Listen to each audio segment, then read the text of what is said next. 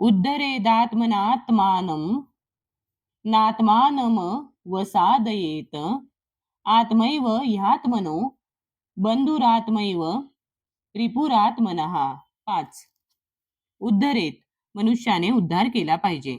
आत्मना मनाद्वारे, आत्मानं बद्धजीव, न कधीच नाही, आत्मानं बद्धजीव, अवसादयेत अधोगती होऊ देणे. आत्मा मन एव निश्चितच ही खरोखर आत्मनहा बद्धजीवाचे बंधू मित्र. आत्म मन एव निश्चितच रिपुहु शत्रू आत्मनहा बद्धजीवाचे. मनुष्याने आपल्या मनाद्वारे स्वतःची अधोगती होऊ न देता स्वतःचा उद्धार केला पाहिजे. मन हे बद्ध जीवाचा मित्र तसेच शत्रूही आहे. तात्पर्य: विविध परिस्थितीनुसार आत्मा शब्दाचा अर्थ शरीर, मन व आत्मा असाही होतो. योग पद्धतीमध्ये विशेष करून बद्धजीव आणि मन हे महत्वपूर्ण असतात.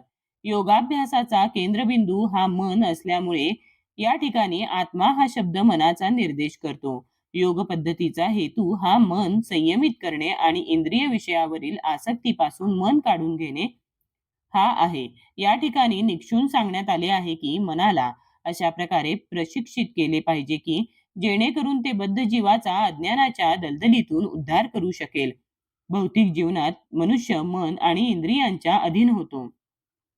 वस्तुतः मनामुळेच विशुद्ध जीव भौतिक अस्तित्वात गुरफटून जातो. मनाचा मिथ्या अहंकाराशी संबंध येतो आणि हा मिथ्या अहंकारच भौतिक प्रकृतीवर प्रभुत्व गाजविण्याची इच्छा करतो.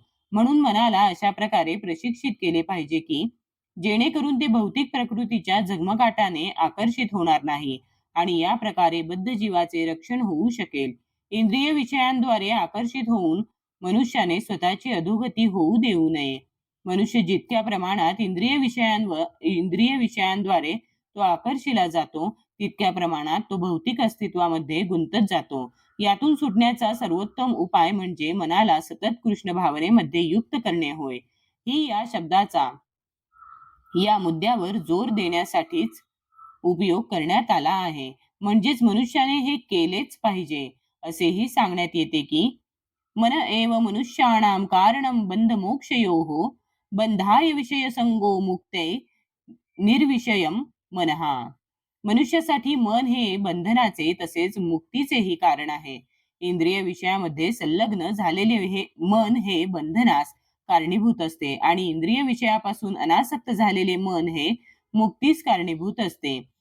अमृतबिंदू उपनिषद 2. म्हणून जे मन निरंतर कृष्ण भावनेमध्ये संलग्न असते ते परम मुक्तीस कारणीभूत असते.